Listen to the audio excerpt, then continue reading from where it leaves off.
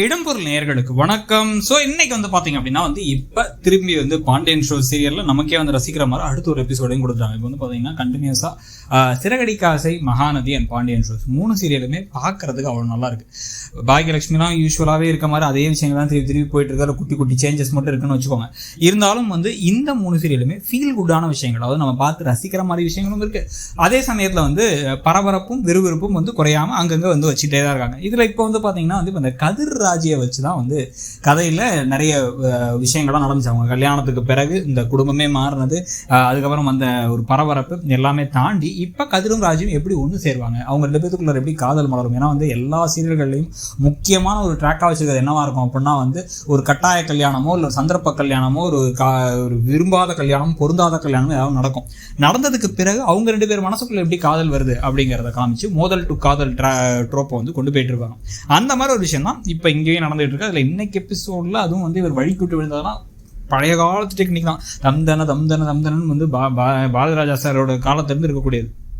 வழிக்கூட்டு விழுந்த போது பாட்டெல்லாம் போட்டு அழகாக இருந்தாலும் கூட அதை எப்படி கொண்டு போனாங்க அப்படிங்கிறதுல 2 மேஜரான விஷயங்கள் இருக்குது. ஒன்று மீனாவோட நடிப்பு. மீனா பயங்கரமாக, இவங்க 2 பேரும் பார்க்க க்யூட்டாக இருந்தாலும் மீனா அந்த பக்கம் ஐயோ அப்படின்னு அவங்க வெக்கப்பட்டதாகட்டும், அவங்க பேசினதாகட்டும், கிண்டல் பண்ணதாகட்டும், அது ஒரு பக்கம் நல்லா இருந்துச்சு.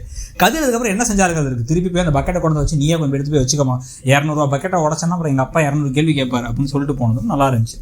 இதில் ராஜியும் வேற, நான் விழுந்தது இவன் முன்னாடி விழுந்தேன்னு நினச்சாதான் எனக்கு கொஞ்சம் ரொம்ப அவமானமாக இருக்குது அப்படின்னு அவங்களும் நல்லாவே நடிக்க ஆரம்பிச்சிட்டாங்க. என்ன ஒன்று, அவங்களுடைய இதுக்கு முன்னாடி இருந்த டப்பிங் வாய்ஸ் இன்னும் கொஞ்சம் நல்லா இருந்த மாதிரி இருந்துச்சு இப்போ இன்னைக்கு எபிசோடில் அந்த வாய்ஸை விட.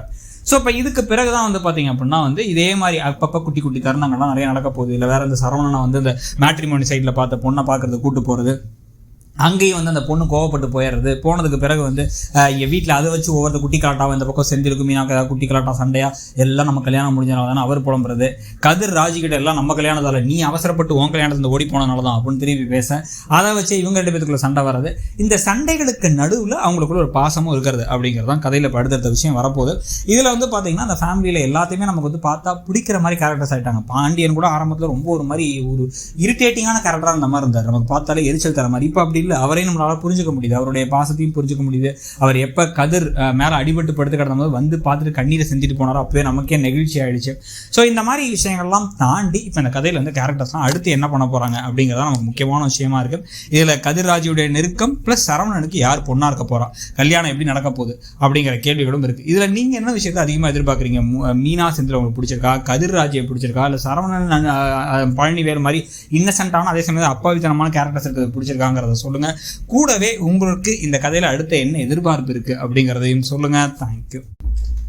இடம்பொருள் நேயர்களுக்கு வணக்கம்.